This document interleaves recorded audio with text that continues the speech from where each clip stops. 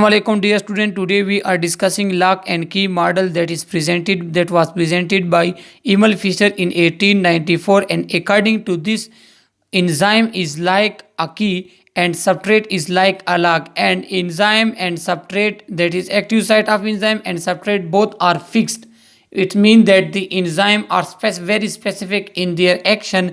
They can only change, they can only perform those reaction in which the substrate are fit into their active site. So these are some main points, that enzymes are very specific in their action, in their structure, in their composition, and this model was presented by Emil Fischer in 1894. So it's very important for MCQs that who presented this model. This was presented by Emil Fischer in 1894. According to this model, both the enzyme and the substrate possess specific complementary geometric shape that fix exactly into one another.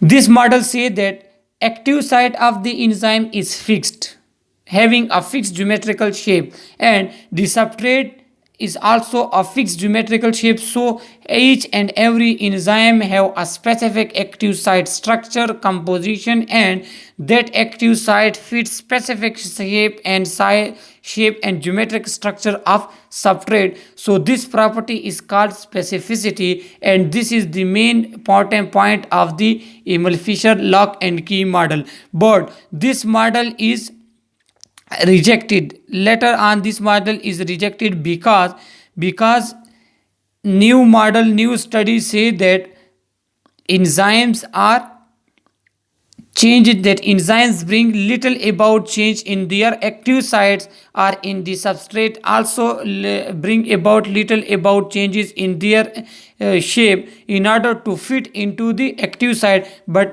this is the negative point, that lock and key model say that enzymes are specific in action, enzymes are fixed, but later it was proved that it's not a fix. So it is of our today lecture. If you have any problem, any question, you can say in our comment. Okay, thank you.